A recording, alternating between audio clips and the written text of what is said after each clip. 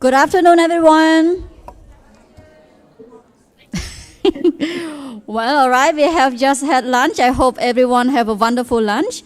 Let's still, from time to time, check our energy. So can we hear round of applause of how much energy are we having right now? Right. Much better than this morning coffee break. And we still have time to check from time to time. Before we go any further, I just would like to... that's me. That's not the slide though. Thanks, cameraman. I just would like to show you the Slido poll this morning on the important issues. What? It's not here. It was here before. Here. So you see the result of important issue or subject or topic that, and this is only among all of us that we have access to Slidos and we choose. So it looked like the social norm and attitude have majority, 39%. So that would mean this would be the most things that most of us concerns, but that's not to say that other subjects are not important. It's just that how we feel more passionate on one of the issues. So this is how the 2 days will be working on the poll. We will be trying our best to show the result immediately. Otherwise, this how it would work. We do the poll and we also show the result. Right. So that's the Slido result. Let's now continue our afternoon session. Also, similarly to this morning, we have a panel. But before that, we are now having the honor to be joined by our regional director. So I would like to invite her on stage and maybe say a few words as to welcome and hello everyone. So ladies and gentlemen, please welcome Ms. Tomoko Nishimoto. She is the ILO Assistant Director General and Regional Director for Asia and the Pacific.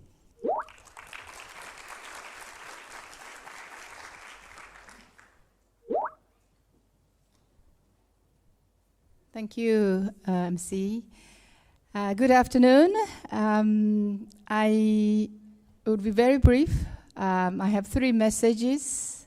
First of all, apologies for missing the morning session. I had a bit of a scheduling conflict. I was not be able to with you. But I have been briefed and I understand the morning session went very well. The second message is a warm welcome from me as a regional director of ILO to every one of you, each one of you who took time to come and participate in this very, very important workshop. Thank you very much for coming and warm welcome to the land of smiles. I hope everybody is smiling. Thailand is known as a land of smiles. And as one of the past occasions I mentioned that Thai language has 13 ways of describing smiles. That's really taking the smiles very seriously, from happy smiles to embarrassing smiles to victory smiles or whatever. But I hope that every one of you are now wearing a happy smile, being a part of this very exciting occasion. A particular warm welcome is the Australian delegation who came at the highest level with Ambassador here. Thank you very much. And also we have colleagues from the headquarters of ILO, Geneva, at the level of the Director General, Deputy Director General, who spoke this morning. I will not repeat what he said, that the point here is that a very, very important time for the ILO also as we go into the new, or celebrate the centenary and go into the next 100 years. So very warm welcome to the Australian delegates, high-level officials from all over all over Asia. The third message is my favorite, that whenever we have a gathering, actually I will have the fourth, but I will go to the third first. Whenever we have this kind of a gathering, which is experience sharing, expert sharing, brainstorming, candid discussion, tackling the hard issues. As you know, we have been tackling those issues for years and decades. Very, very important that we have 3 words in mind. First word is wow. I want all of you to have many, many wow moments. Because, you know, sometimes you go to the workshop, it was nice, but I didn't learn much. I shared my knowledge, but not much. I want to make sure that also participants make the other people go wow. And I hope all of you will have lots of wow moment. And there are plenty of great knowledge, wisdom, expertise, experience, good practices right here. And I do hope that active participation would bring that out. The second one is aha. And some of the IL people are smiling because I always, aha. This is a bit different from wow, but aha, it's just never thought of it, coming to think about it. And the third one is let's have exciting, fun moment. We all know that if we don't enjoy the time, if we don't enjoy the discussion, children are like, you don't learn. It doesn't stay in your mind. So I do hope that it is, unfortunately, it's a sitting down environment, but still very stimulative, intellectually stimulated, but enjoyable experience this may be. The last point is we are bringing in a rather conventional ways of making sure that this occasion is particularly special by bringing in some new ways of communication methods. So we are bringing in the webinar. We have advertised this event through Facebook. Some people are already twittering. And so on-site participation, maybe 100, 150 of us, but we're hoping that the virtual participation can go hundreds and thousands. We'll see how many we will get towards the end or after the event. But do know that we were not talking to the people within these 4 walls. We will be talking to those who were interested in hearing the discussion, engaging in this very important discussion. And if you do have a Twitter account and so on, do, and particularly if you have big followers, do tweet and spread the word. Make this event as catalytic as possible and make a big ripple effect from this event. Enjoy the rest of the event. Thank you very much for coming again.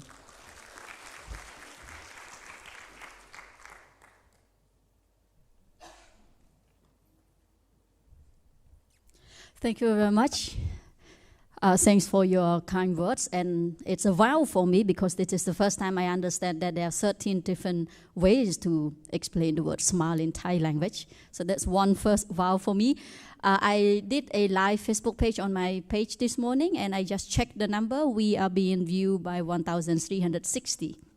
That's on my Facebook page, just on a note. Right.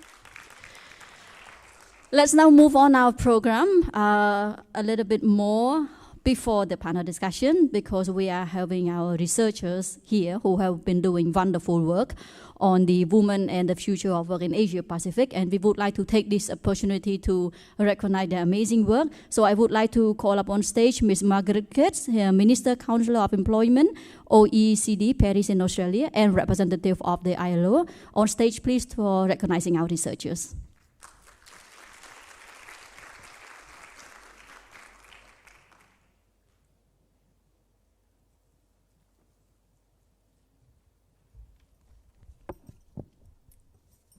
Afternoon. The Australian Government is proud to not only be sponsoring this conference, but also a complementary research report on women and the future of work in Asia and the Pacific, which will be released in the first half of the year. This research will contribute to discussions on the ILO centenary initiatives. We are confident that the strong outcomes from this conference will also inform the report.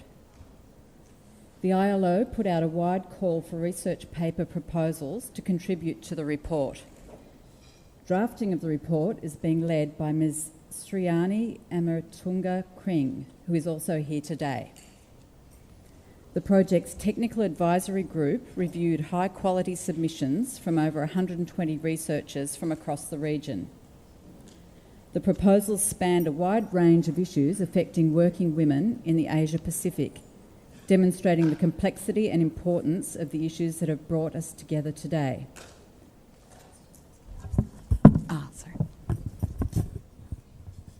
Thank you. The successful proposals will be available not only on your conference USBs, but also on the ILO's event webpage. Today we are pleased to acknowledge that those researchers whose papers were selected who join us here today. Please join me in recognising their important contribution to the Women and the Future of Work project. So I'll now invite each of the researchers up on stage one at a time, and if we could show our appreciation to them with a round of applause as they take the stage. Firstly, Sriani Kring, lead report writer for this project.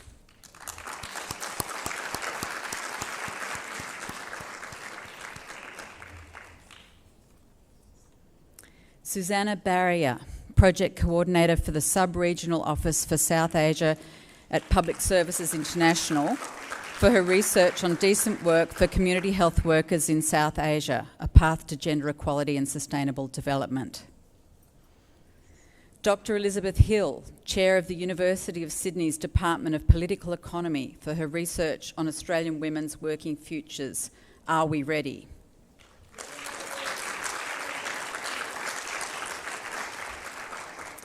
Ruchika Joshi, researcher and public sector consultant, for her research on Does Gender Diversity Improve Firm Performance? Evidence from India.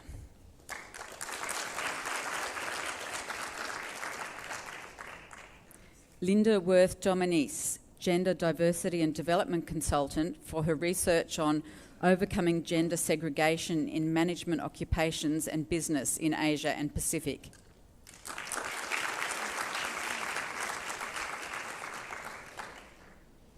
Ulrich Gulick, PhD, Assistant Professor at the Bangkok University School of Entrepreneurship and Management, for her research on the importance of perceptions in promoting women's entrepreneurship in Thailand.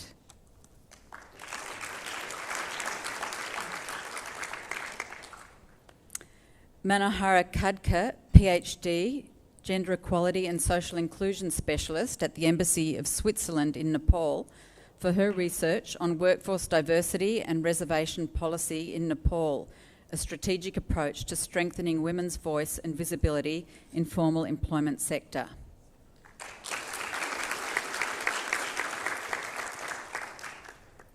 Mia Urbano, Regional Social Development Specialist at the Australian Department of Foreign Affairs and Trade, and Jane Aberhard Hodges, Gender Equality Director at Investing in Women, an initiative of the Australian Government, for their research on labouring under false assumptions, exploring the rifts between international standards and cultural values in Vietnam's labour code reform. So one final round of applause for all of the researchers, and then a group photo.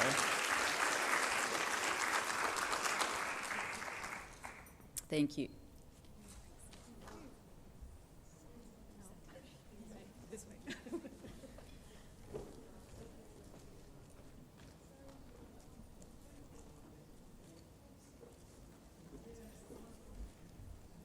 Thank you very much, Ms. Margaret. Thank you very much, all of our researchers. I just would like to remind again that their papers, research papers, are available in the USB drive that the ILO have put in the package that you received this morning as well. Well, ladies and gentlemen, let's now move to our panel discussion. This is on the subject on skilling women and girls. We will be joining by other women and chair by Mr. Greg Wine. So I would like to first invite Mr. Greg Wine on stage, please. He is the ILO Deputy Director General for Management and Reform from Switzerland.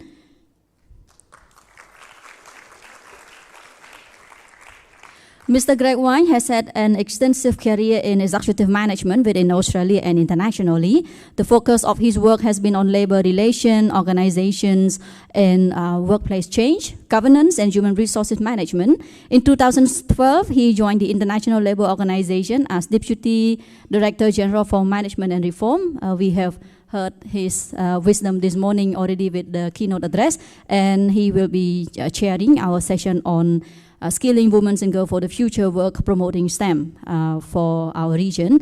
And we will be joined originally by 4 speakers, but unfortunately because of the technology, right, let's blame on the technology.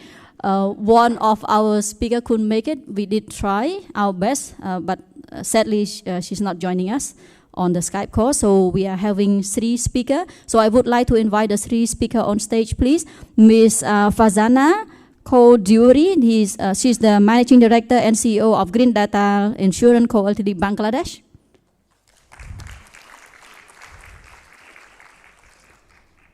Mr. Isidro Antonia C.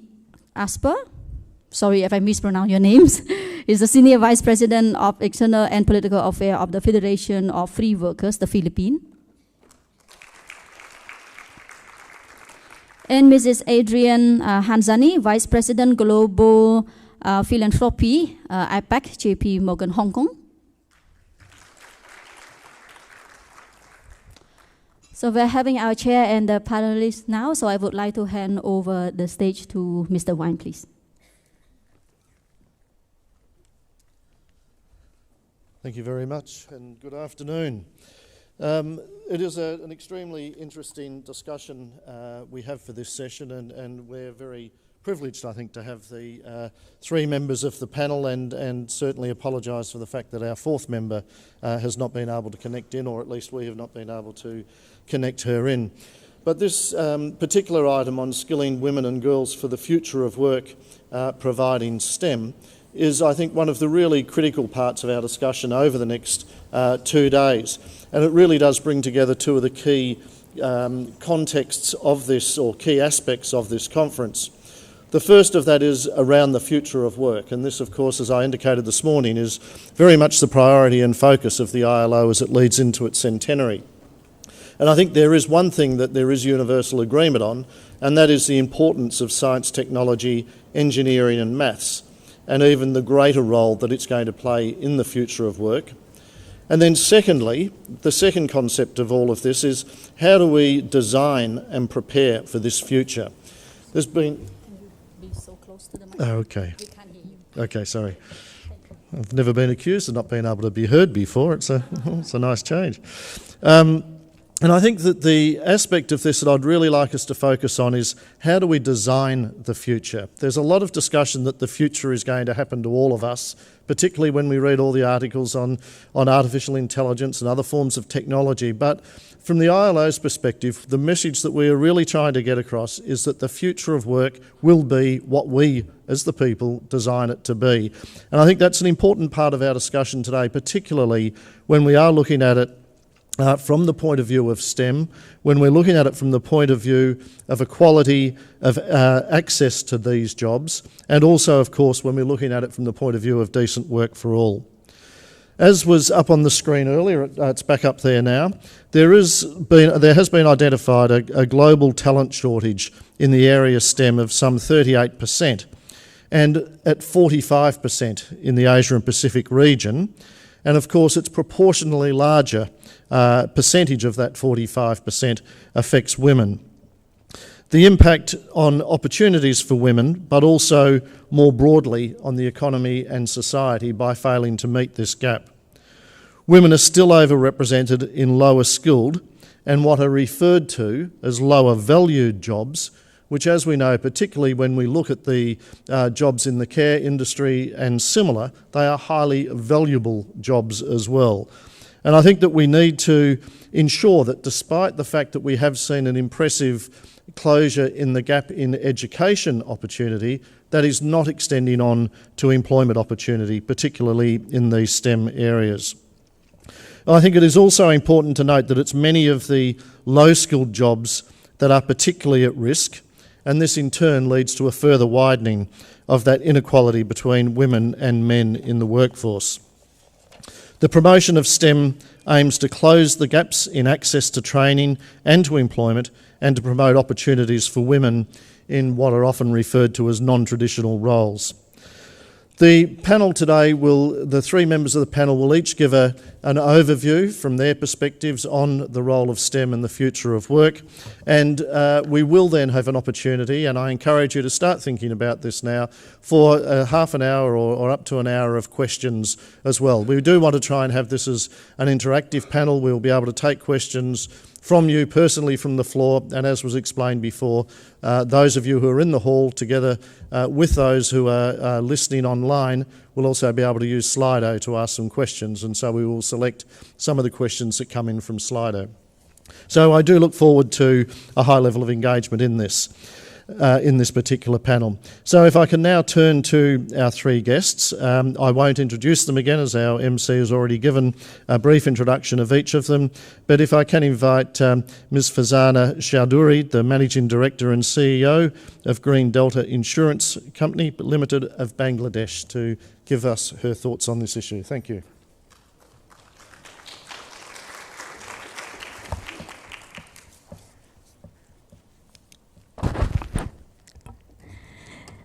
Good afternoon, distinguished guests, dignitaries, ladies and gentlemen. A very good afternoon to all of you.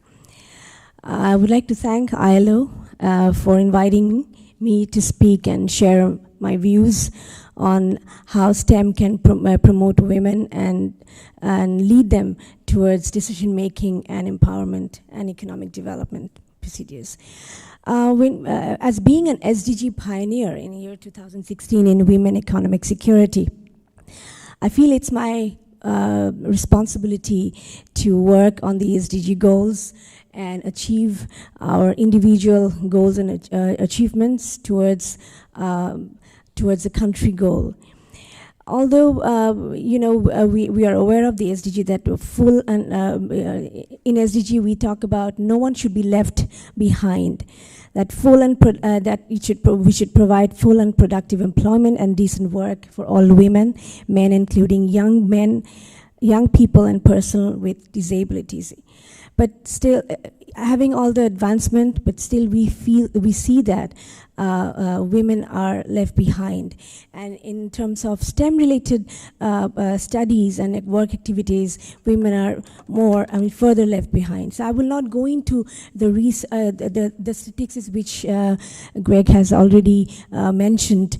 I would just like to go into the few points that what are the opportunities and what are the challenges that women are facing.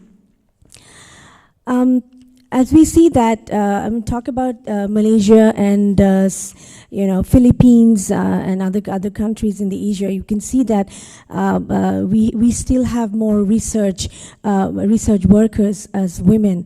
But if you go to other countries like Bangladesh and and India, we can see we are in need of research workers. If we look at the statistics, I mean, it's interesting that when at the universities, at the lecture, at the undergrad level, the women are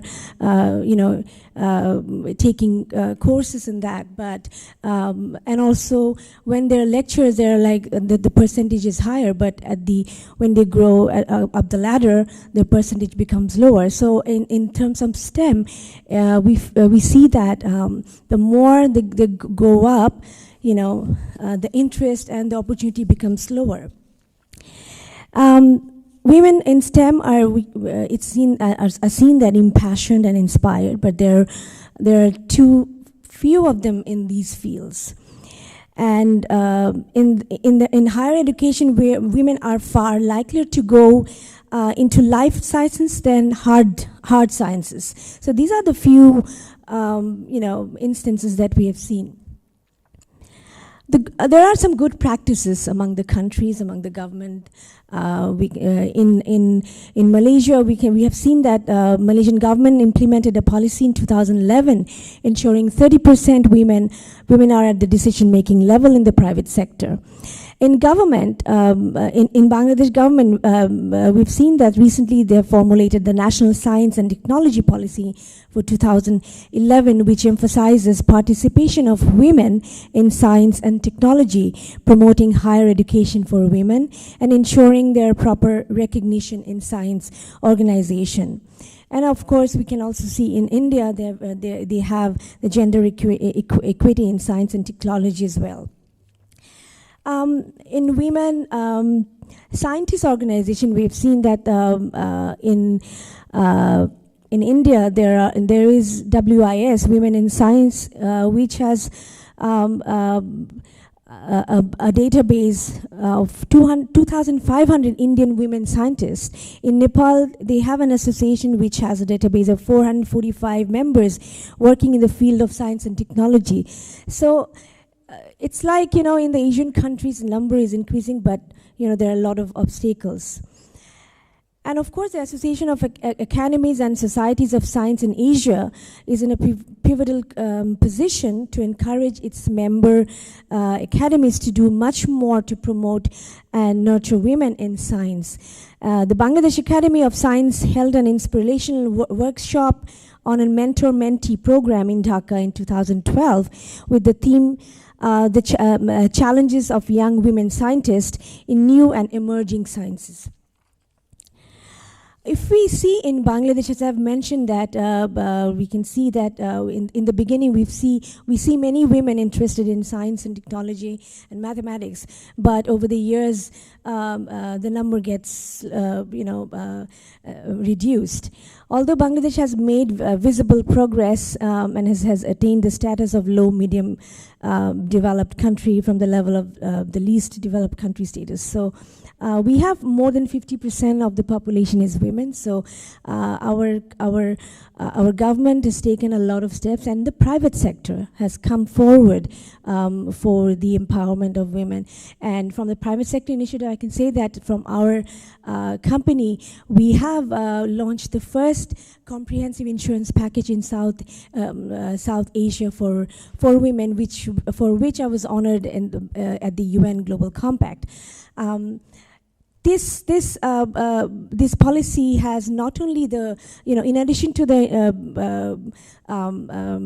insurance coverage, it has a trauma allowance, which gives allowance for which supports women who are raped. It supports acid victims and those who are exposed to road bully. And it has an app which has a value-added services, which has a panic button. When a woman is attacked, you can press the button, and immediately the security service will come, and the instant messages with the geolocation goes to the family members and the law enforcement agencies as well. So that's a unique proposition that we have, and we're now aligning our initiatives with government, with the 999 initiatives with the ministry, and we're working with ICT ministry and health ministry, and encouraging women and training them through our training subsidiary how to sell this app with this insurance package to women. And you will be happy to know we've reached more than 6,000 women across Bangladesh, and the major objective is to improve their livelihood, and we have improved a few of the women's lives in this area. So there are other organizations in Bangladesh who are working towards science and technology, the women in e-commerce, in the ICT sector, in the BASIS. There is a software organization, and the government and the new science and technology policy that we have adopted. The government has adopted is providing special incentives to women professions in research and development. And the policy is there to ensure participation and empowerment of women in all areas of science and technology. It provides opportunities for women in higher studies, research, and fellowship under National Science and Technology.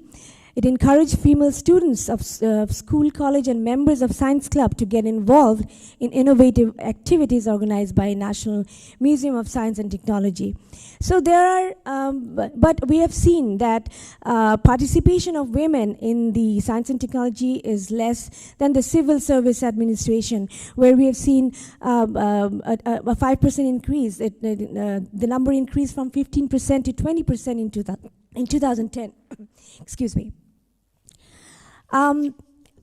But even then, there are a few challenges. As I've said, we need to create opportunities because, you know, in Asia, Bangladesh is progressing and is having a 7% GDP growth for last few years, and we have an SDG office. We're the first few countries who has an SDG office, and we and the countries, having proper guidelines for that. But we need to provide facilities, and we need to create opportunities for identifying, the talents who will be interested in science and technology. That would lead to, because technology is the future. If you want women to become a game changer, you have to give them opportunities. But first, we need to come out of our self-created fortress first. We need to stop saying that no one gives us opportunities. If no one gives you opportunity, you break your barrier, like what we did. There was no insurance scheme in Bangladesh. There was no product that is aligned with the technology, but we have come forward, and that is how we, this recognition at the UN has inspired us to reach every woman in the country. So start from your home. If no one is helping you, start from your home. This is what I've learned. And like I said, in the Knowledge Center, we need more innovations. We need more research that is being very much left out. I mean, it's not there in the Asian countries. Sometimes, countries like us, like lot of things are happening, but we don't have enough research. So we need to have a knowledge center. We need to have a lot of research, and I've just opened up a cell which is led by a woman who had his graduate degree in statistics and mathematics, and she's trying to get more data on how we can create more tech-savvy products for not only for women, also for the country. There are organizations who are working for the visually impaired children, and giving them training in technology and other entrepreneurial activities. So this is how we are creating.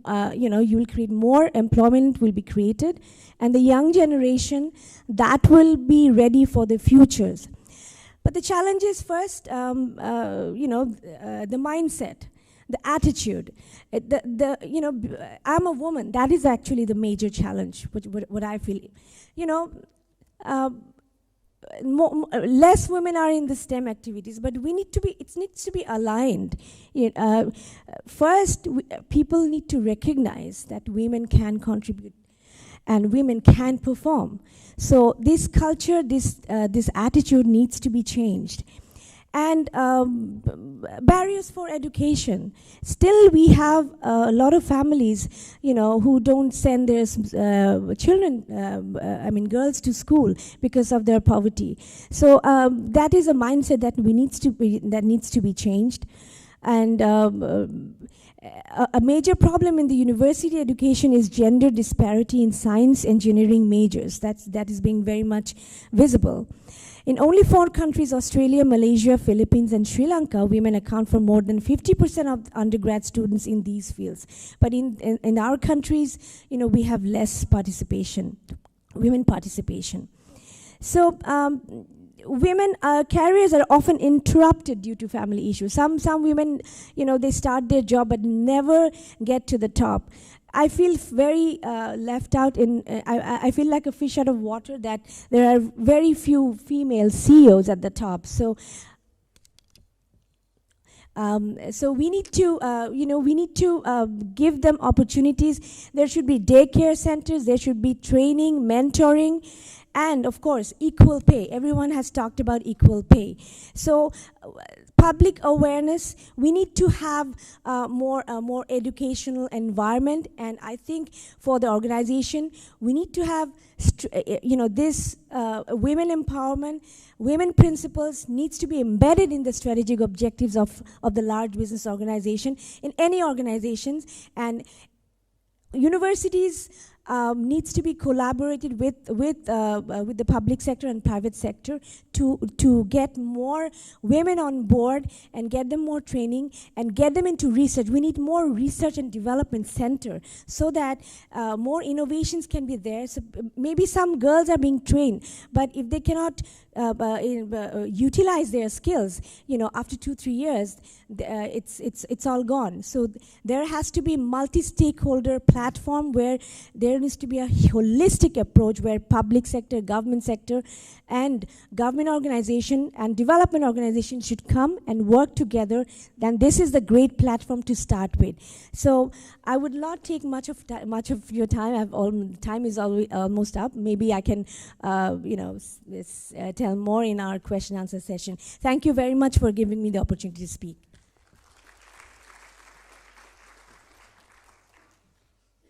Thank you very much, Fazani. And I think particularly something for us to think about, and I'm sure it will come out from the other speakers as well, is that both the examples of a lot of initiatives being taken by governments, and also, I think even equally, if not more important, a lot of initiatives being taken by employers as well, because this is not an issue that governments alone can solve. And it's, I think, a particular approach that the ILO seeks to take is that where we bring together governments, employers and trade unions, it does give us an opportunity to really try and address collectively and in a tripartite sense these critical challenges that we're facing.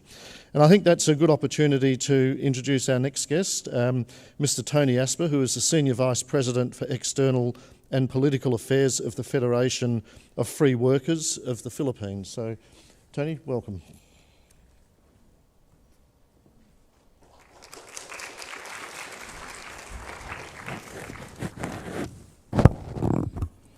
I decided I will read my intervention so I can keep up to the 10 minutes limit.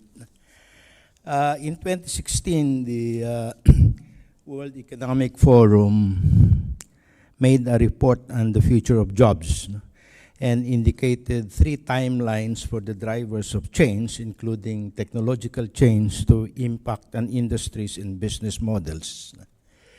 The timelines were what was impacting the business models at the time and before the report has been made. And the second timeline is between 2015 and 2017. This year is 2018. The third timeline is between 2018 and 2020. On the second timeline, 3 types of technologies are now impacting on business models. These are new energy supplies and technologies, 3D printing, and the Internet of Things. Consequently, also raising, according to the report, women's aspirations and economic power. The third timeline between this year and 2020, advanced robotics and autonomous transport, artificial intelligence and machine learning, advanced materials, biotechnology, and genomics will be making their impact. In fact, looking at the new technologies now gaining access to everyday life, I think that the future has finally arrived. The same report says that in 2016, 65% of the children entering primary school at that time will ultimately end up working in a completely new job types that don't yet exist.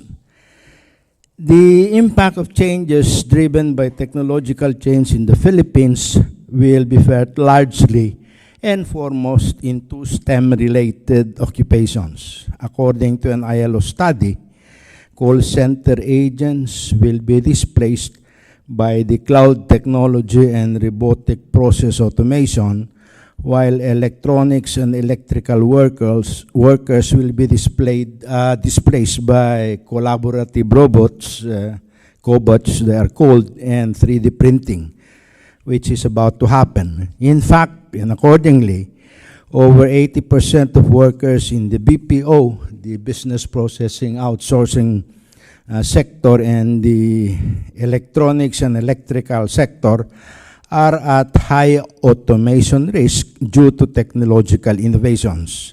In both occupations and sector in the Philippines, women are dominant in numbers. While displacement will take place, replacement will involve employing more and higher STEM-related graduates. These are where the new and better opportunities lie. On the positive side, most healthcare-related workers are largely immune from technological changes, especially the nurses and the midwives, which occupations are women-dominated. Looking at the technologies now existing, it is not hard to see that STEM courses and fields are more necessary than many other courses and fields. More so because the same courses and fields are what are needed to properly respond to climate change and the many professions, skills, and occupations that responding to climate change requires. Promoting STEM is too soft a term to use in these instances. STEM is a requirement that can spell the life and death of people, communities, societies, the planet, and including economic sectors and enterprises. STEM is not only a response to the consequences of rapid technological change and responding to climate change. STEM-educated and trained workers are also the big source of strategic, innovative, and creative thinking and practices, two of the required 21st century skills, along with teamwork and communication expertise. In the Philippines, our problems are broader. Employment has not caught up with GDP growth. In addition, a large number of those employed are informal, vulnerable, low-paid employment, and a lot of women are involved in this. There are very few who work in STEM-related occupations. Only about 5% of the total workers by occupations are STEM-related, and about half of that belong to the STEM core. In addition, the number of mathematicians, statisticians, as well as physicists and chemists and related professionals are declining. And there is an increase in the outflow of STEM professionals who are working overseas. That's in the Philippines. In an ILO study, it was found that only 10% of the survey respondents who are Filipino young women were enrolled in STEM degree courses compared to nearly 18% of men. My own experiences and observations tell me that gender stereotyping, employer preferences, and certain workplace practices generally prevent many women from working and accessing education and training. This applies to STEM courses and STEM-related work as well. There are no quick fixes to these problems. Here are some of the more lasting solutions. My key messages. First is that we have to improve the design of the political, economic, and social macroeconomic framework, especially in relation to more inclusive development, gender equality, and decent work for all. Break or remove the remaining barriers of gender stereotyping, employer preferences, and discriminatory and indecent work practices.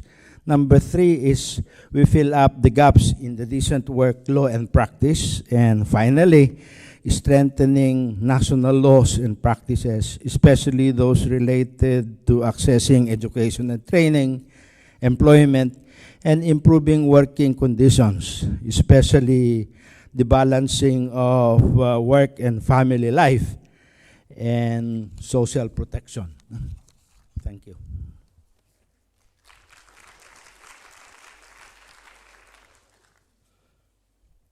Thank you very much for those comments, Tony. And I think also bringing that dimension of the linkages between STEM-type roles, STEM-type training, and addressing climate change, particularly in this region and within the Pacific in particular, is a critical aspect of this discussion as well. If I can now turn to our third speaker, Ms. Ariane Hassani, who is the Vice President of Global Philanthropy for APAC with JP Morgan. Ariane, welcome.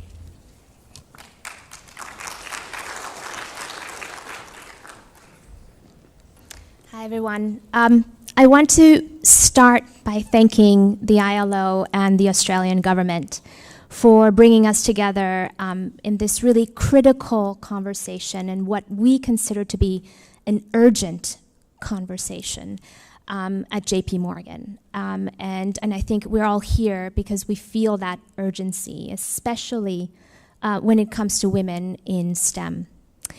I want to take you through our journey at JP Morgan and at our foundation, share with you a little bit about what we've learned, and to take us through our thinking and our experiences, and engage in this conversation well beyond this event with you. It is urgent that we address women in STEM because women need to be entering these fields at a very fast pace, especially in Asia. These sectors are growing very quickly. The salaries as well are growing very quickly. And if women are not taking part in this income generation and wealth generation activity, the gaps are going to be too large for us to tackle a decade from now. Now, 5 years ago at JP Morgan, we decided we were going to change our pillars of philanthropy. We went from education and culture and community development and tried to refocus all of our resources and expertise and networks around workforce readiness and small business development and financial capability. In Asia, workforce readiness was of ultimate importance to us, and there was an urgency around meeting the skills gaps that we were seeing around us pretty much at a constant pace.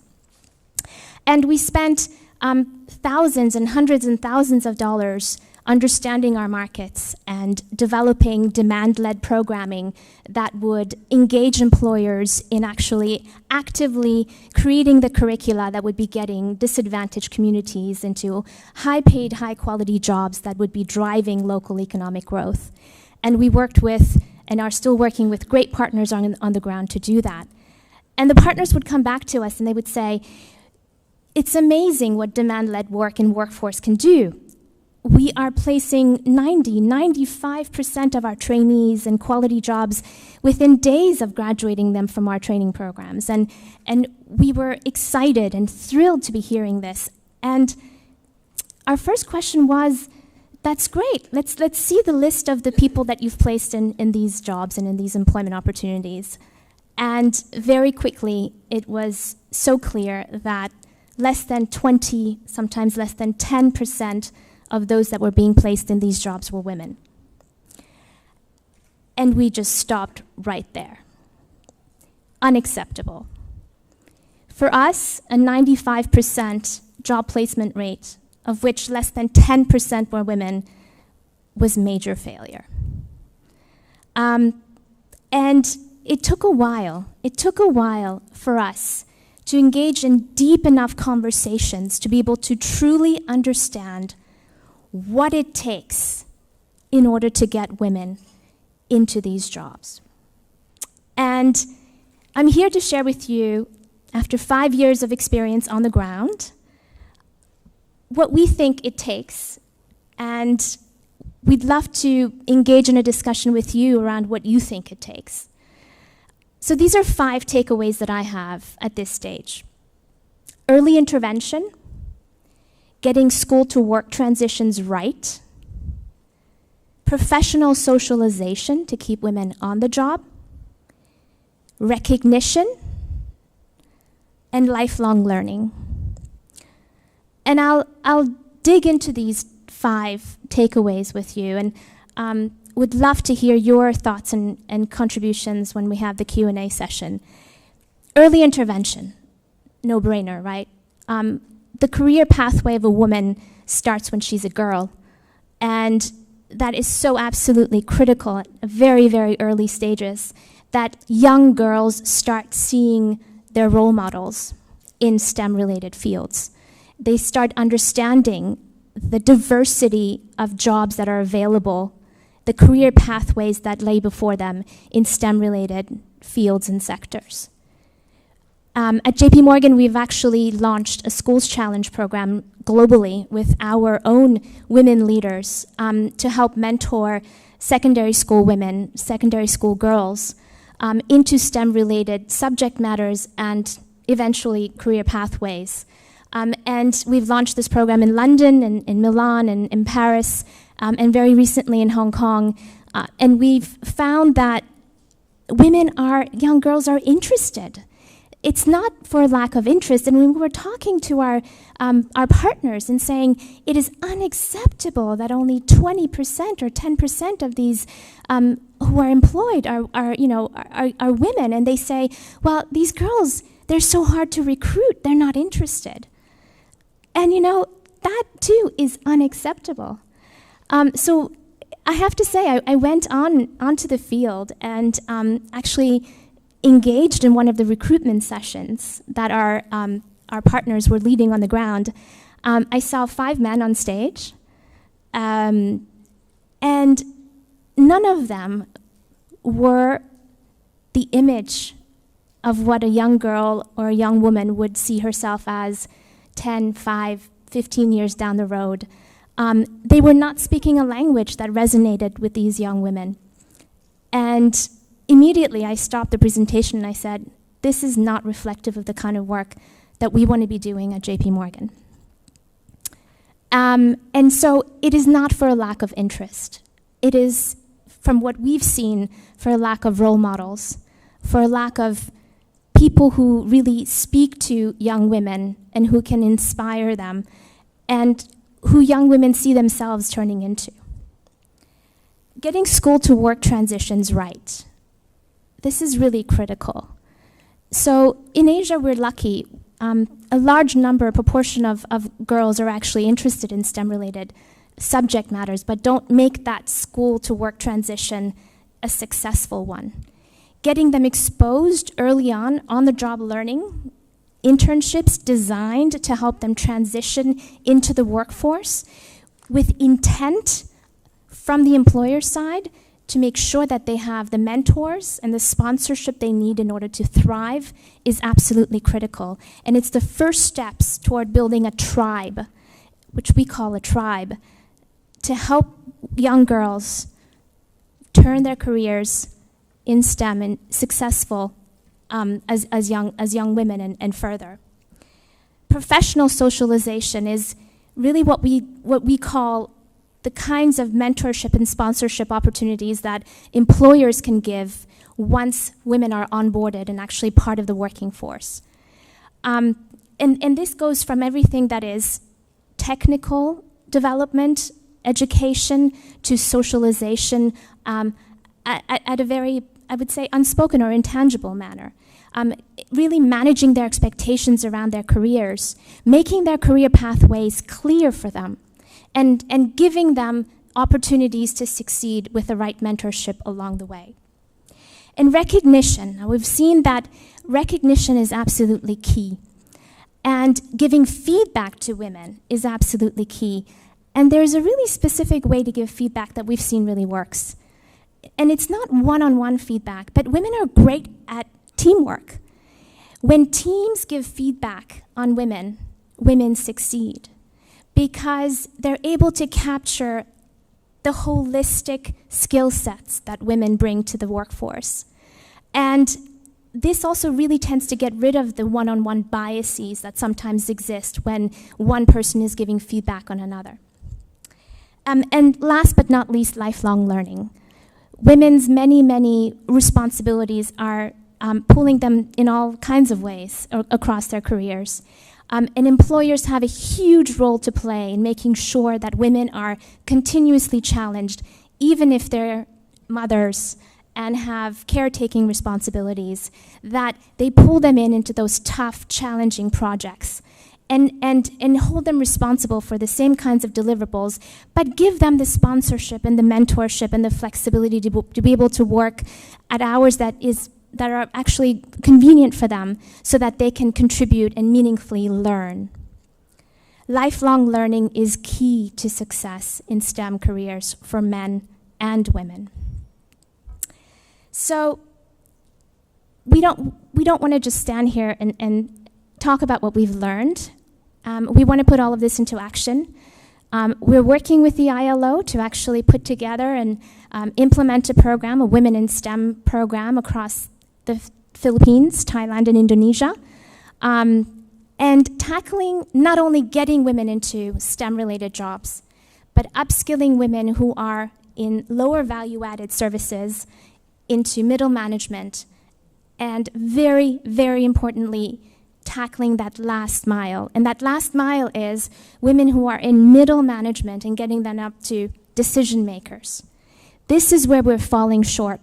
A lot of foundations and development organizations are looking at getting hordes of women into STEM-related jobs at the entry level.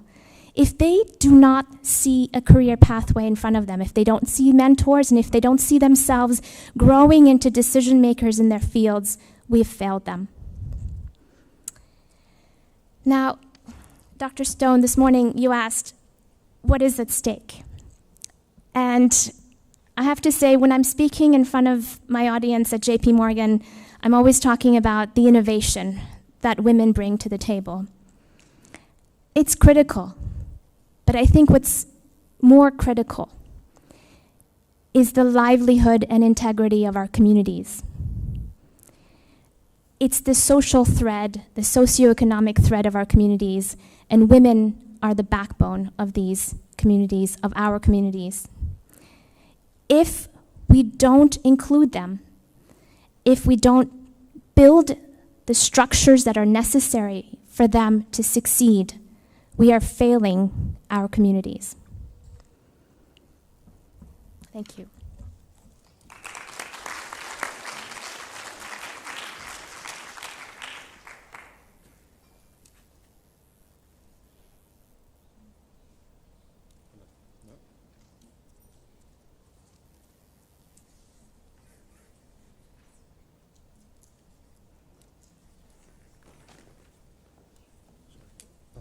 I'll just stand up while somebody works out how to use a microphone for me. Thank you, Ariane, for that. I think to be able to encapsulate the significance of this problem into those 5 takeaways is a very helpful guide for us moving forward on this, and also the linkage between your comment and that was made by Tony about the impact on communities and societies if we don't address this issue as early and as quickly as we possibly can. If we can now then open up for questions, as I indicated, you can either put your hand up and I'll come to you to raise a question in person, and if you do, if you can identify who you are and where you're from, I think would be helpful for us. Or alternatively, if you want to remain incognito, you can use the Slido application to ask those questions, and we can take them from the screen. So with that, I'll open the floor, and we'll take a couple of questions to start with, and we can allocate answers to the panel members unless there is a particular panel member you would like to address your question. Who will start? We actually have a question on the Slido Uh-huh. already. Okay. I can't see from here. Thank you.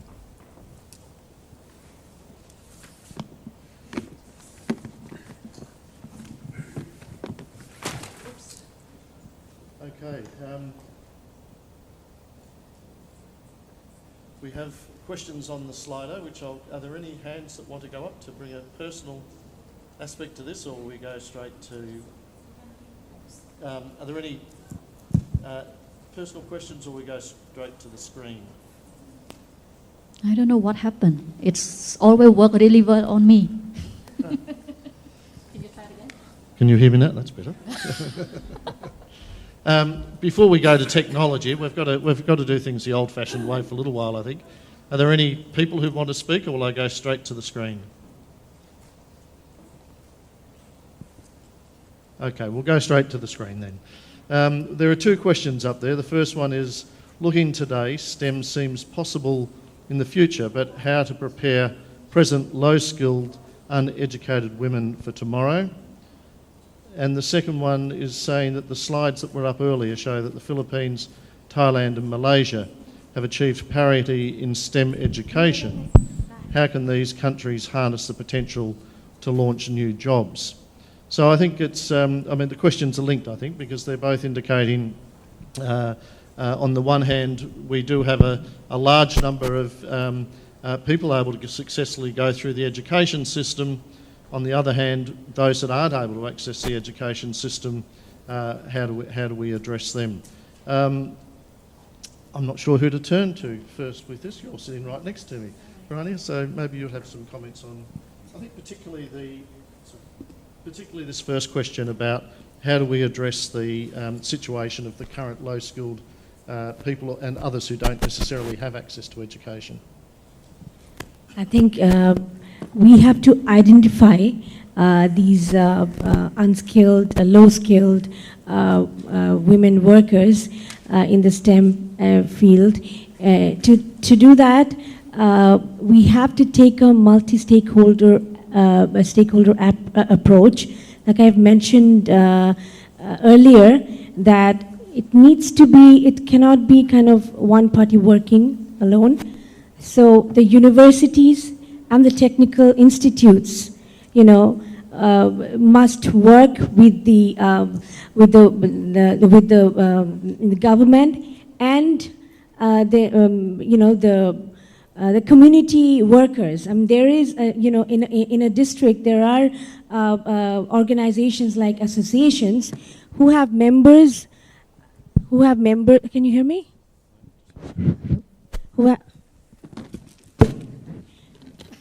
Like what we are doing, I've mentioned that we are identifying women through NGOs, through associations, through institutions across Bangladesh, and we're identifying those women and giving them trainings in technology.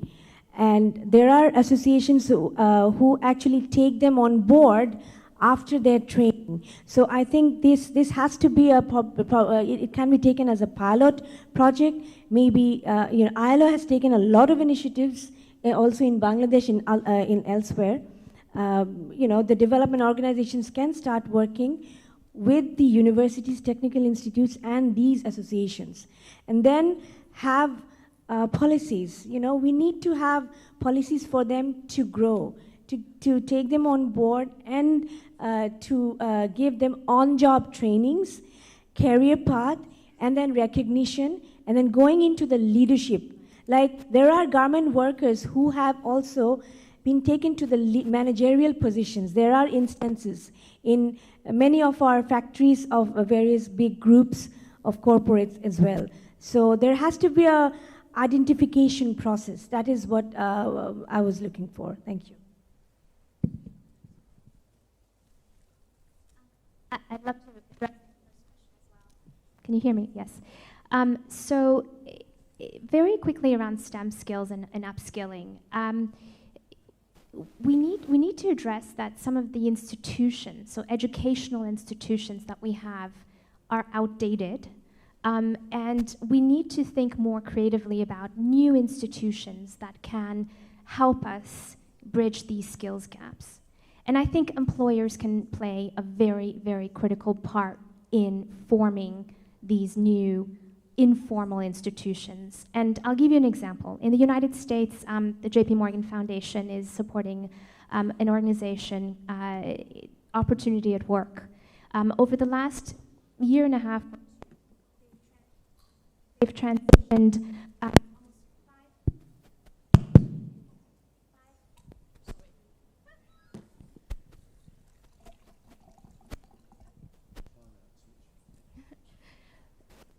transitioned 5,000 blue-collar workers into tech jobs. And none of these blue-collar workers went to formal schools. What they did was they went through 12 to 14 to 16 weeks of an internship. The employer then rated what they were capable of doing and what they learned. So what happened was that they walk away from an on-the-job experience and walk away with an employer-certified, what I would call a report card, that says this person has potential to grow here, has been able to develop this very quickly, and do that, this, and this really well. An employer like Deloitte giving feedback on one of their employees or interns and having PwC or EY reading that speaks words that are very meaningful. Meaning that a degree or a certificate or a PhD or a diploma don't necessarily translate as well in the labor market. And in many ways, this informal on-the-job experience and having an employer say, this is what I think this employee is capable of doing, regardless of the degrees and certificates that he or she comes with, is a different way of tackling this institutional barrier to recognizing and upskilling people and giving them an opportunity to enter fields that they don't necessarily have traditional institutional backing for. I'd like to answer the first question. One of my colleagues in the trade union movement in the Philippines, in fact, when we were being asked by the President of the Philippines to conduct training for call center agents, and my colleague asked this question, Check. how do we train an undergraduate or primary school production line worker and make him or her into a call center agent? The requirement then was you must be a college graduate, you must speak English well, and you can learn the American diction, Australian diction, and the English diction in becoming a call center agent. The answer is there is no way to do that. No? So what is happening is that STEM is not only tertiary, STEM is not only higher education. There are a lot of TVET qualifications in STEM, automotive, welding, computer-related courses, and all of these. And in the system in the Philippines, one can get up the ladder from technical vocational education to higher education in a certain number of years duration.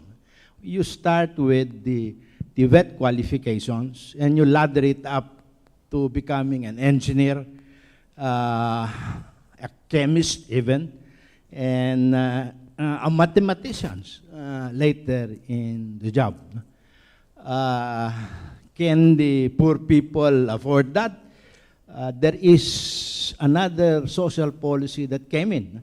We now have not only free primary education, but free tertiary education. Given those two things, anybody can ladder up from below, going up the scale to become a STEM professional. Thank you. Are there any questions from the floor, or do you want me to stick with the screen? Yes, we have a question from the floor. There is this other one. Should we promote quotas?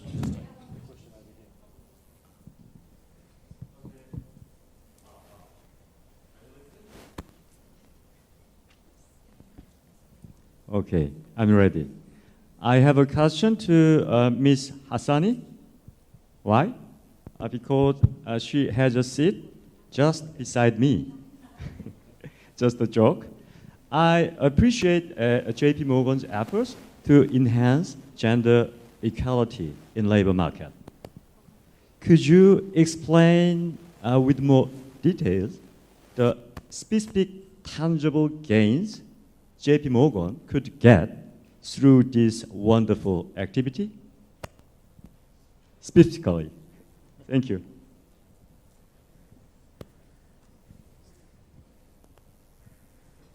Sorry, I just want to understand. I understood the question. You've asked if I can talk about the specific gains that JP Morgan has from this work. It's very simple. We want to make sure that the communities we are working in are strong and healthy and vibrant. And women are the backbone of these communities. So by supporting the livelihood, the success, and the advancement of women and the integrity of women, we are obviously doing good and doing well at the same time. Okay, thank you for that. There is a question that's always a controversial one on the board that's ranking as number one at the moment, and I think we should address that. And this is the question of quotas. Should there be quotas for women in STEM curriculum? Which is one part of the question, but the other part of the question from what we've heard is that whilst there is a problem at the education level, there's a greater problem at the work level. So are quotas I'll ask each of you, are quotas an answer to this problem in your views? Tony, you go. I would answer it in a more practical manner.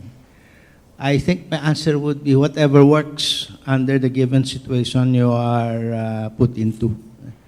But to make it a general answer, I do not think it will work. That there should be a quota for all STEM courses and all of that for women. But if you go down to the ground and see that quota can work, why not? But where it does not, why should we impose a quota in a general manner? So I would answer it in that practical manner. From my point of view, I think, and with the part of the world that I'm coming from, I think quota will work from the beginning because, if you don't push the agenda, because women agenda has been there for many years. We've been fighting for our rights for many years. We've come across, successes, failures, but if you push the technology and science and these leads to innovation, and innovation leads to progress. And for preparing the future workers, not only men and women, but we need to also, for women, we need to kind of have a quota starting from the elementary level so that we have more women on board, and then going to the decision-making process. There needs to be a lot of processes for them to prepare them. Mentoring, classroom training, and what she also mentioned regarding the new institutional training. Now the business dynamics is changing. What we have learned many years ago, the curriculum needs to be changed, and their research has a very important role.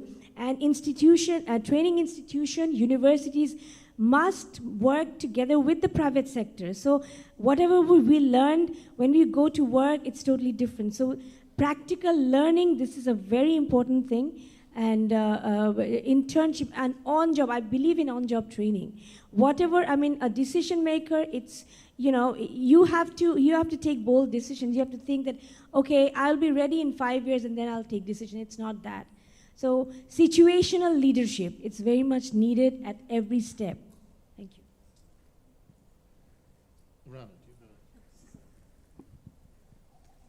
I would agree with Farzana. I would say that quotas by themselves are not going to work. And quotas, what they tend to do is to relieve stakeholders of ownership as well. And I think that's really dangerous. I think if employers say, well, we have a quota, here you are, we have 100 women out of 200 who are working with us, and this is the end of our contribution to this topic. We've done our deed. This can be incredibly dangerous. I think what we're really trying to say, all of us here on stage, is that every single stakeholder, private, public, civil, needs to take ownership of this challenge. And if we rely on a quota to get us off the hook, then we're really going down the wrong line. And so I would say quota with what kinds of ownership, and with what kinds of additional support. Otherwise, it's just a matter of taking your ownership and putting it somewhere else. And it's really all of our responsibilities. Thank you. Are there any other questions from the floor just yet? No? Well, look, I'll turn to the highest ranking one here as well, because this gets back, I think, to what that earlier point that Ariana made on her first point of the early intervention. And this is that a key part of getting STEM into schools is training and supporting teachers. What is the best way to do this?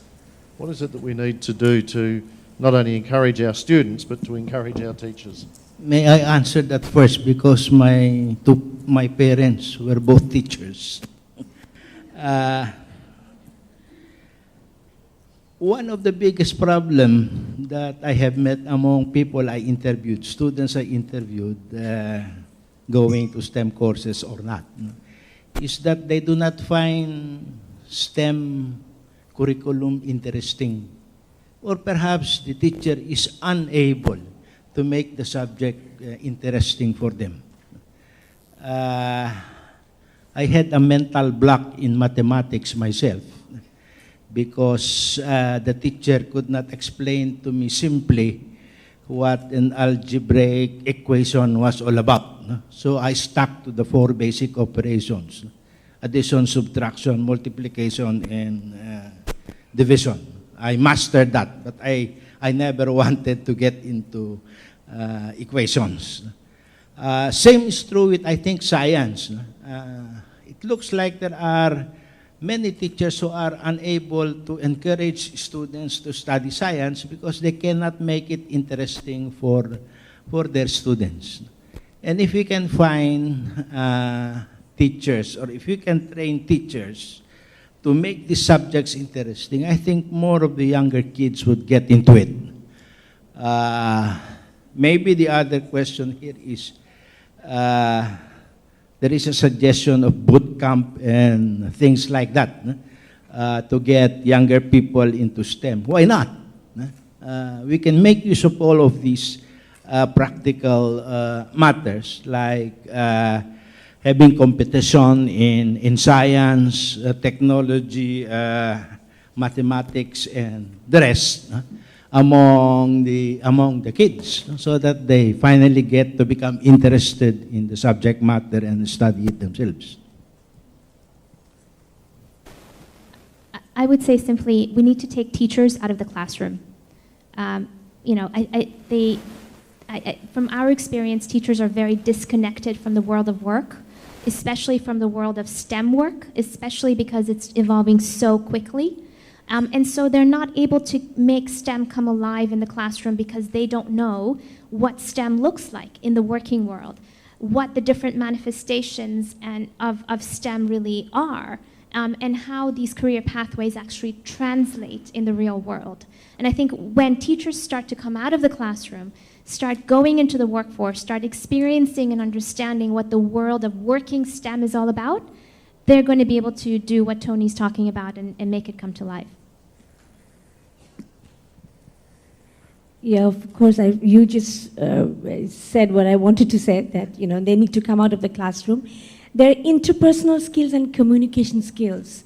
Teachers need to engage with the students. This is what we have seen. I was a professional trainer also before, and I've seen that there's a disconnect between the teachers and the students. And sometimes, you know, they need to see. I have just come from a university where there was a competition on robotics and science and technology. There's a department which is full of young teachers and who are studying every time, every now and then, and they're engaging with the students, and the ideas are actually coming from the students. So this is something, learning from each other. This is something teachers needs to learn and needs to accept change. This is this is the mindset of the teachers, and they need to learn and study all the time. Research is very important, and learning with the students, that will help and give give a very good outcome of the curriculum. Thank you. Can I put it back to you two then, as employers and coming from employers, what is it that the employers can do or would be willing to do to accommodate that sort of out-of-classroom training for teachers? Because I'm sure that many, many teachers would love that opportunity, but how do they get that opportunity? Who provides that opportunity? And what do you think the obligation of employers or the commitment of employers could or should be to that?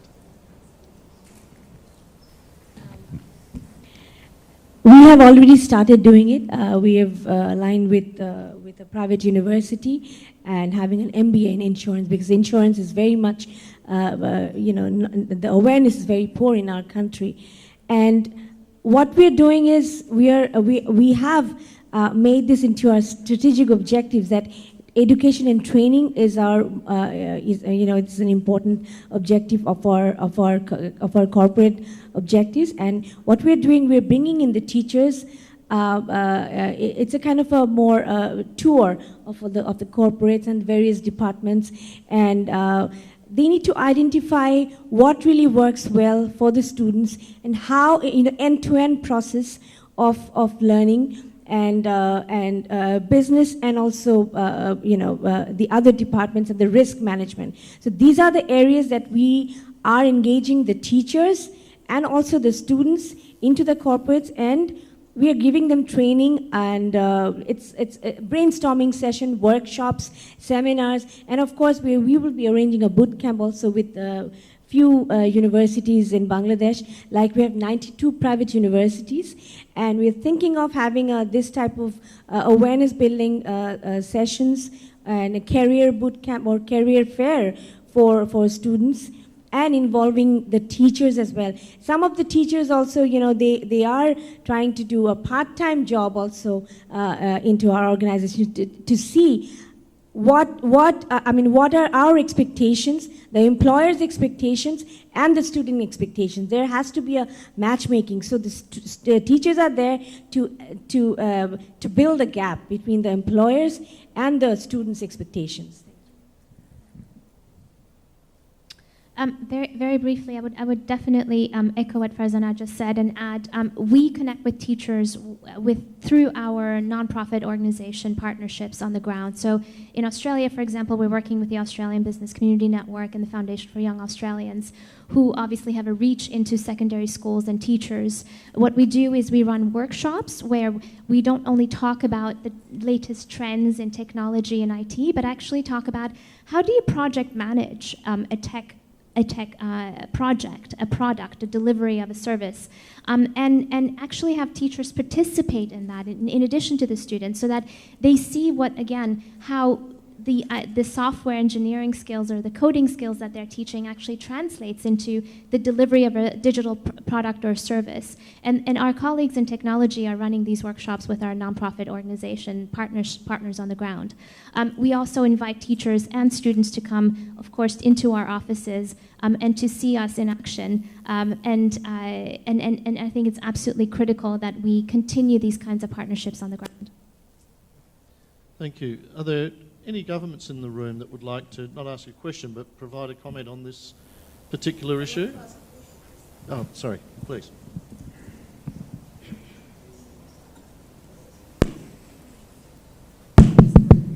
Yeah, okay. I'm from Bangladesh. I'm Asmara.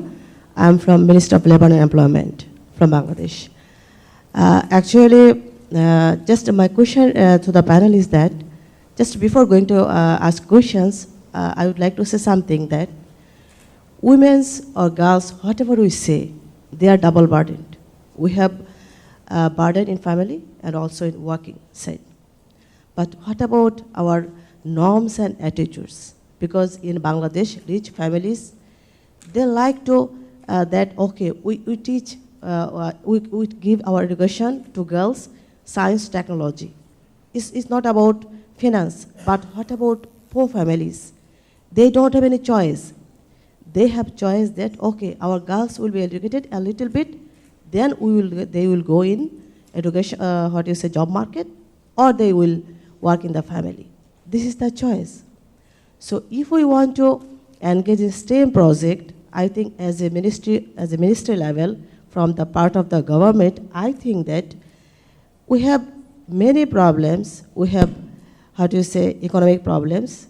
You know that in Bangladesh, though we don't have such kind of problems in Bangladesh, our economic growth is vibrant, but we have some other commitments also to the people, poverty alleviation. So we have to invest some our resources on investment on poverty alleviation. We have some other problems also. So what, as a government level, we think that we should need collaboration from other partners, specifically international partners, and also corporate social responsibility, that means corporate sector, because science, technology, and other, they have market-based economy. They have demand in the market. So they are the international collaboration, international research, and private organizations, specifically corporate sector. They can cooperate with government to foster this growth for women. So my question to the panel is this: how international cooperation or collaboration or corporate collaboration can be happen? Thank you very much. Thank you for that question. Who would like to look at this question of how we use international cooperation and collaboration? Oh, look, before we do that, there's some other hands going up, so maybe it's on a similar over here, one over here. approach, and we might try and consolidate this a little bit. Well, Greg, you asked what some countries are doing in relation to STEM education, and I thought I could just give a few dot points about Australia. Sorry, I've got my back to most of you. We have the same catastrophe in Australia where girls tend not to think that STEM is exciting, they don't want jobs in that area, or that it's too hard, can't do it. The teachers, as we've just been saying, often women teachers themselves aren't experienced in STEM type occupations, so it's a sort of a vicious circle. So we've tried to address it, for example, as young as at preschool, with initiatives to improve the teaching and learning of STEM in childcare centres and schools. So right from the earliest age, little children getting used to numbers and calculations and technologies. We see high quality school STEM education as absolutely critical, and so one of the things we are doing, we've got Inspiring a Nation of Scientists, the Australian government funding 3 projects: the Early Learning Science, Technology, Engineering, Mathematics or STEM pilot. It's called Let's Count and Little Scientists. Then we've got 100 preschools trialling that at the moment.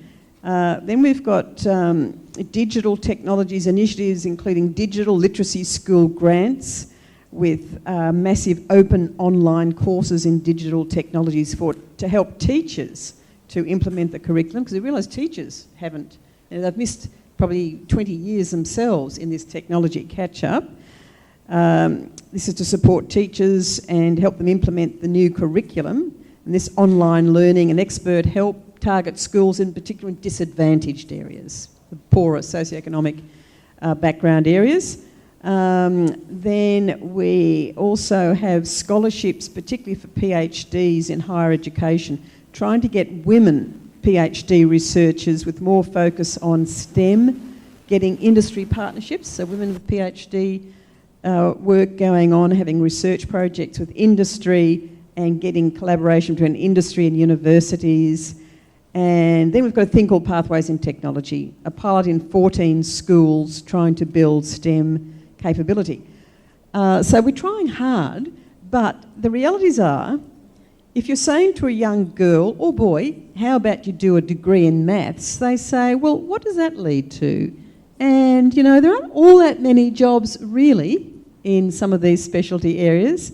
Often those jobs are exported to, say, India, where you've got a lot of contractors who'll do it for less and faster. So I think we've also got to be realistic about the job market and not just see STEM as the panacea of do STEM, have brilliant career. We've got to recognise and acknowledge that's what you're seeing to and saying to. Yeah, it's a terribly important area to be literate, financially literate and well educated in all things to do with STEM, absolutely no doubt. But to pretend that it's a panacea for girls to get brilliant careers and readdress the leadership problems that we have with women not being recognised, I think we've got to just say it's one more plank in the ship being built. I'm sure that's what our panel's agreeing to, but too often you hear, STEM's the answer. If we get all girls doing maths, job's right. You know, problem solved. Well, not quite, but it's part of the story.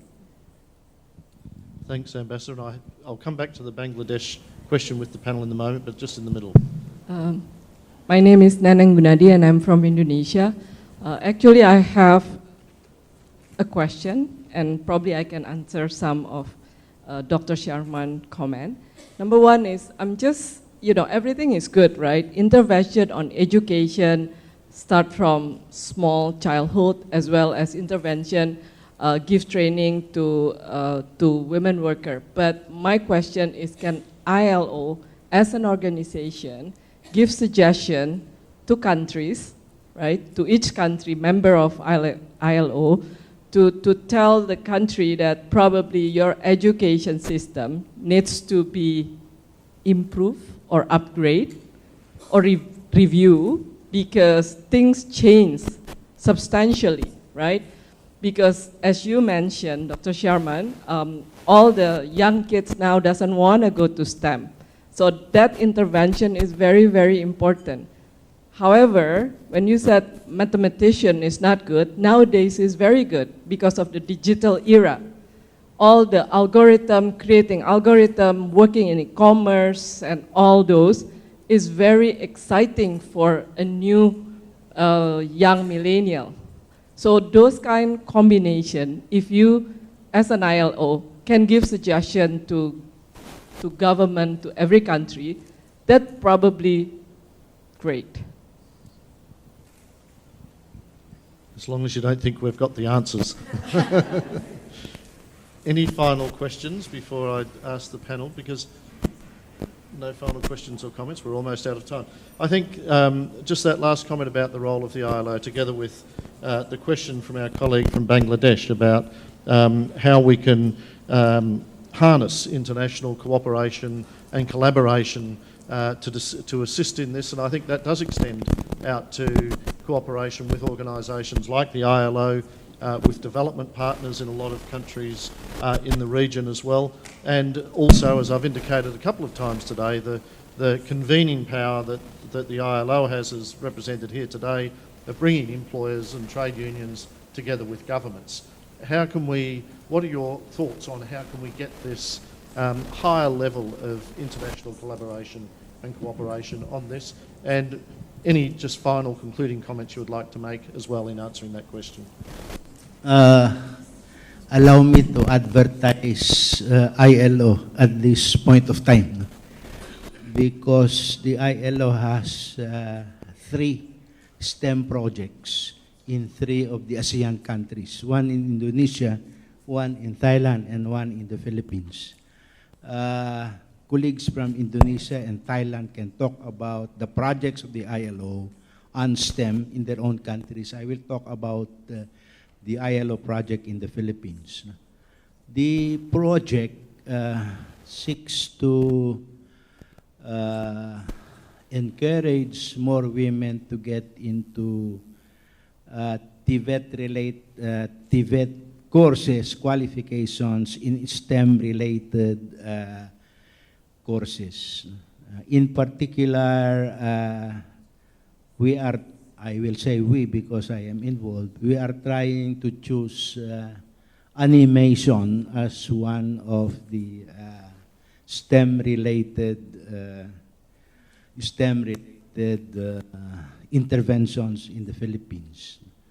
We seek to train 200 young women in animation, recruit them, train them, get them employed, make them stay there, help them get into upper positions until the whole cycle becomes a permanent cycle of women recruiting women to get into STEM. That is the idea. And the collaboration is quite good in the sense that the training authority will provide 200 scholarships to the projects to recruit young women and get them into these animation courses. And the trainers will be dual.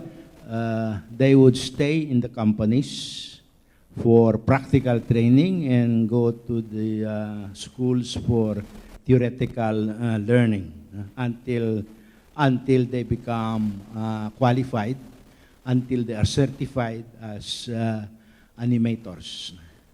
In that way, we could get it going. But there is another project there, another aspect, is to organize those who are into animation, the one we will give scholarships to, into an association, a national association of animators consisting of these trainees. And we hope that this will take life on its own later to encourage more girls and women to enter into STEM-related courses. I think it's a very valid question you've asked, ma'am.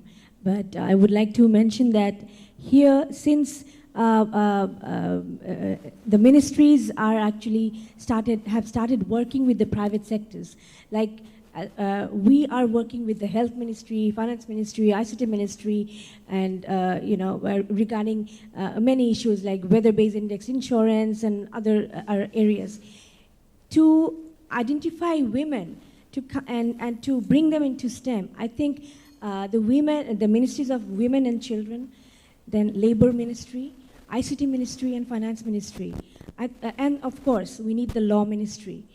If these ministries can come together, have a pilot, and bring in the international organization to finance from both the country and from the outside, and then take on board the private sector who are really have started working. I'm sure you will find many corporates and other NGOs and other institutions have started working on their own, and also the universities and the technical institutions.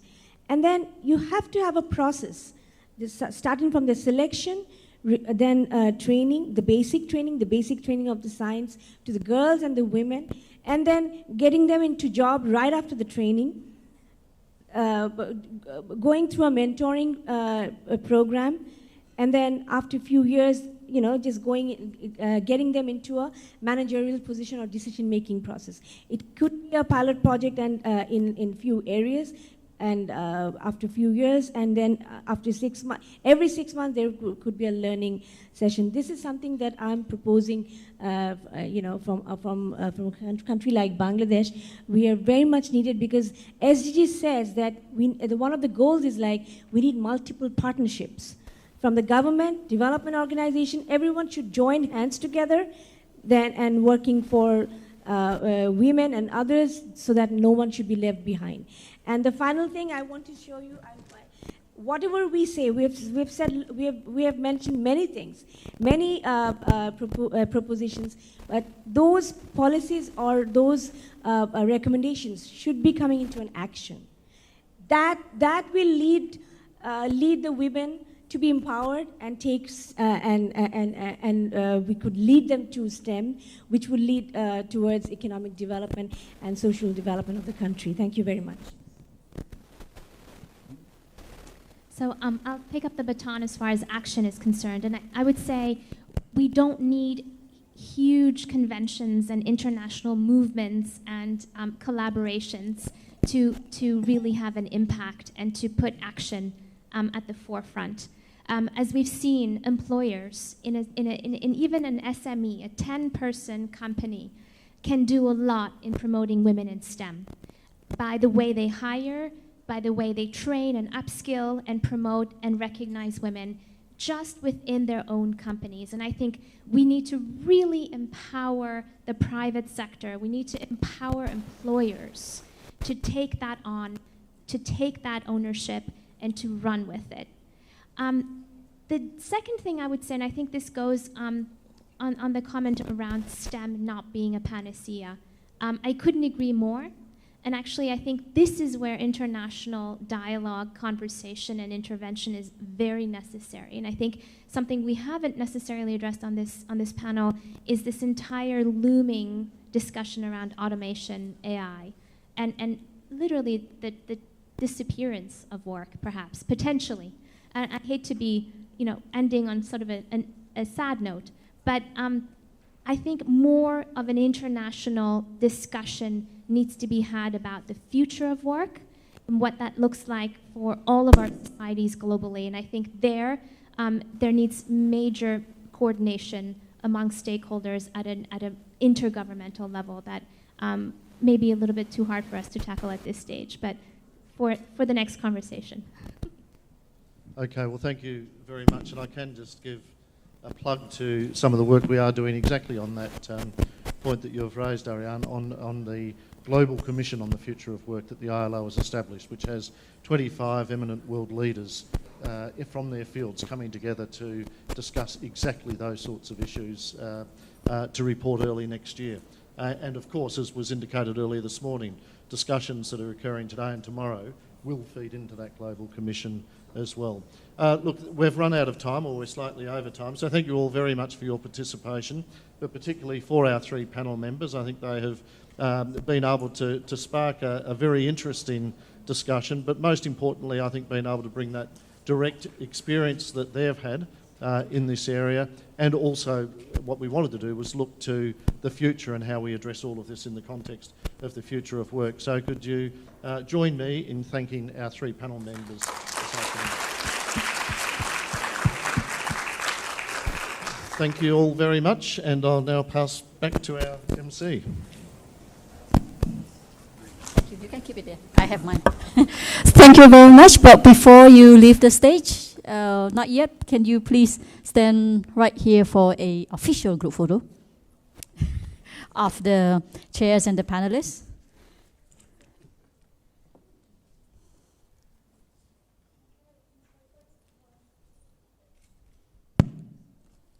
Please smile. It's very important for Thailand and for us.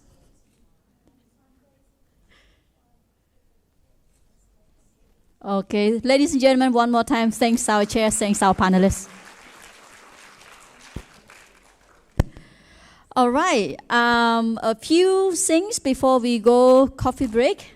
First of all, please bring out your tablet, your phones, your computer, anything that can connect to web browsers, because we are now doing a poll on Slido. Can we have Slido up? So in Slido, when you go there, please, the code is 4WomenAP. And then now we have a question here. It's on your screen. This is only to look in a bigger picture. But please do a poll now. On your phone, not on screen. Just to make it clear, please do this poll on your phones or your tablet on Slido that we practiced this morning, just to see the reality check of if we agree or disagree on this statement.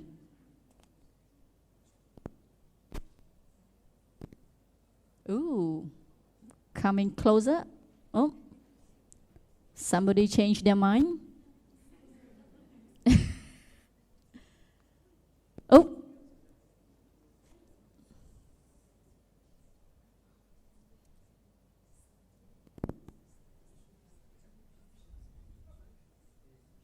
Is that all?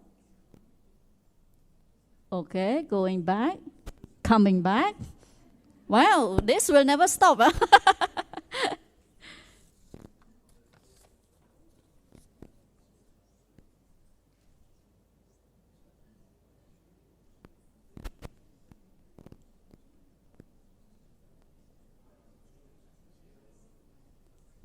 Okay, let's give it another 2 minutes. Okay, look like the number might change a little bit. This is a poll just for all of us. We're now heading for the coffee break, but may I remind you to please take the pledge, take one of the subject that we choose write your own commitment or action toward it and take a photos or selfie or photos in front of our booth. Just one quick announcement for the housekeeping for tomorrow, because we do have some participants that will check out and leave tomorrow. Please be reminded that the check-out time is before noon. So if you stay longer than noon, you might want to pack and bring your luggage here or keep it at the reception, so that they will not charge us extra for the late checkout, please. Thank you very much. Please enjoy the coffee break. We'll see each other back after 30 minutes. Thank you. Also, please visit our Knowledge Corner. Our team have worked really hard to put together publications, presentations, videos, and a lot more. Also, please also enjoy the touch screen on the gender gaps in our region. Thank you. See you soon.